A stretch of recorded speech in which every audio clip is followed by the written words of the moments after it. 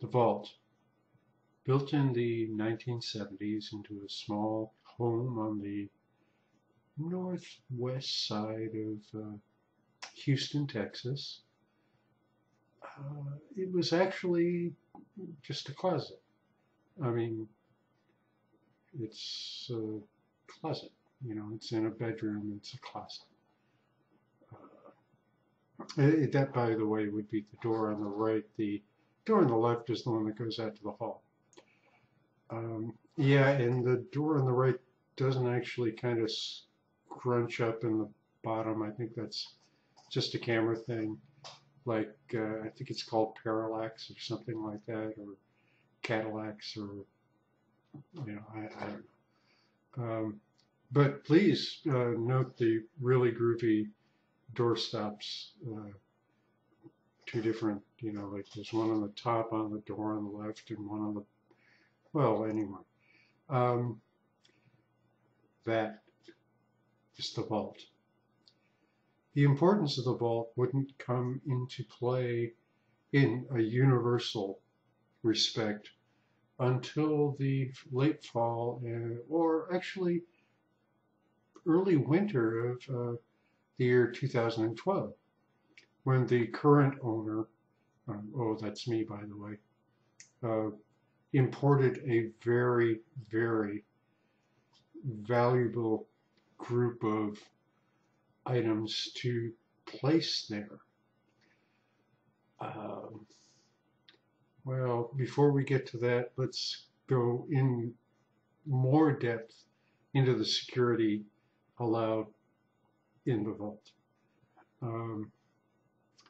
Please note that this is a common interior doorknob with a lock mechanism in it. Yes, obviously there's some touch-up painting that needs to be done, but the whole idea of adding this locked mechanism is probably a silly thing that I just decided to do. But I wanted a place to lock up these special items that were, well, are now in place inside the vault. So allow me to show you the tour. These are my babies. In musical terms, this is the rack. Not as in, what a deer buck thing, hunting person rack, or, less socially acceptable, a voyeuristic male to female thing. This is a musical term, meaning these are my horns, which actually can go back to, I guess, both of the prior statements. But these are 4 saxophones. Oh, and please note the doorknob in the lower left. I moved my head out of the way and not sure that got recorded well. It's got an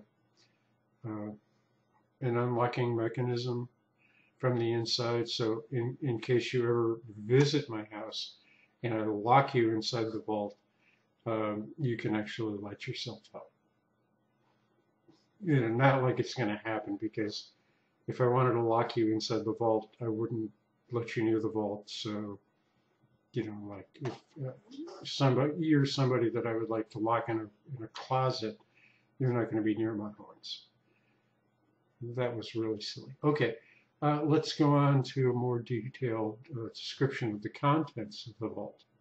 This is the most valuable inanimate object in my life. Well, actually, what you're seeing is the case, the gig bag, the lightweight leather, or in this case, I think it's probably naugahyde or vinyl bag that contains a 1956 Sommer Mark VI B-flat baritone saxophone. Well, actually, it's the baritone saxophone is pitched in the key of E-flat, but we refer to them as a B-flat or A saxophone when talking about baritones, berries, simply because as a reference to the lowest note on the horn. This particular instrument uh, stops at B flat. There are others, even of that era, that had an extra half step. They were referred to as low A berries or baritones. Um, this was purchased in the summer of 1976 with the money I made from working as a camp counselor at a YMCA summer camp. It was I was a musical counselor, so it seemed somehow appropriate. It was purchased from Charlie Ponti's. It's I don't even know if it's still there anymore, but it was at that time the premier place for saxophone players to buy axes in Manhattan, New York City, New York. The case, the gig bag, actually I got swapped for a case that a gig bag that I had for a saxophone with a baritone saxophone with a low A. So I was carrying around my horn in a case that was too big for it. The low A baritones have a longer bill, so therefore need more space. And I met a young lady, a really fine baritone saxophone player, much better than me, who happened to have this particular gig bag that she wanted to sell, and we just did a swap straight up. She took my Reunion Blues, and I got this thing, and I've had it for the last 30 some odd years. Inside is my baby. Okay, let's go up. We're starting from the bottom to the top, so we're going to go up another notch and shelf. And here's the next valuable piece of equipment. What you're seeing is what you can actually read that in the lower right is a sax pack. That's a small, kind of like an upgrade to a gig bag. It's not soft. It's made out of fiberglass, so it offers the horn a little bit more protection. This is for a tenor saxophone. The horn that's inside is a 1936 Buescher Executive low pitch. That means the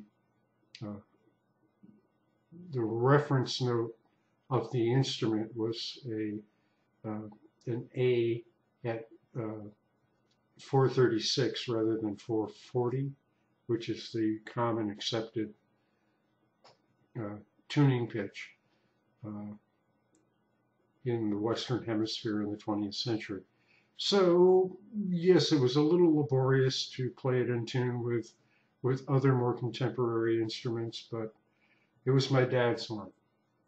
He bought it in Schenectady, New York, or perhaps it was even, maybe it was actually back in